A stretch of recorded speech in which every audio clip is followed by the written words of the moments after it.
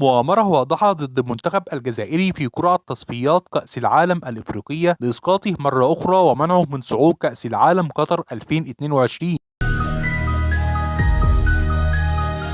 تناول رواد مواقع التواصل الاجتماعي مقطع فيديو مثير للجدل يثبت فيه تعرض المنتخب الجزائري لمؤامرة بهدف إسقاط المنتخب لمرة أخرى بعد خروجه المبكر لكأس الأمم الإفريقية ومنعه من صعود كأس العالم قطر 2022، وذلك بعد وقوعه مع الكاميرون المنتخب الأكثر صعودا لبطولة كأس العالم في التصفيات المؤهلة له. في لسان حال المنتخبات الإفريقية يقول إنه بعد الخروج المبكر للمنتخب الجزائري من كأس الأمم الإفريقية أصبح المنتخب في نظر منافسيه الإفريقيين في أضعف حالاته، وليست هناك ظروف أفضل من هذه لمواجهة المنتخب الجزائري. ويؤكد هذه الشكوك قرعة التصفيات المؤهلة لكأس العالم قطر 2022، حيث يقوم إيدي بايور المسؤول عن القرعة بعدم التحريك المتعمد لكرة الجزائر، مما أثار استياء كبير للجمهور الجزائري وطرح العديد من التساؤلات واتهام القرعة بالغش لأسباب غير مفهومة ووضع العديد من علامات الاستفهام. ودعت نتيجة قرعة كأس العالم شريف عمارة رئيس الاتحاد الجزائري للخروج بتصريح يقول فيه: سنعود للكاميرون من أجل الانتقام مما عشناه في المنافسات القارية، ففشلنا فيها لا يعني أننا منتخب ضعيف. وأضاف: تاريخيا الكاميرون أفضل منا في المواجهات المباشرة، لكن هذا لا يعني شيئا بالنسبة لنا، سنلعب مباراة بمباراة ونستهدف التأهل لكأس العالم.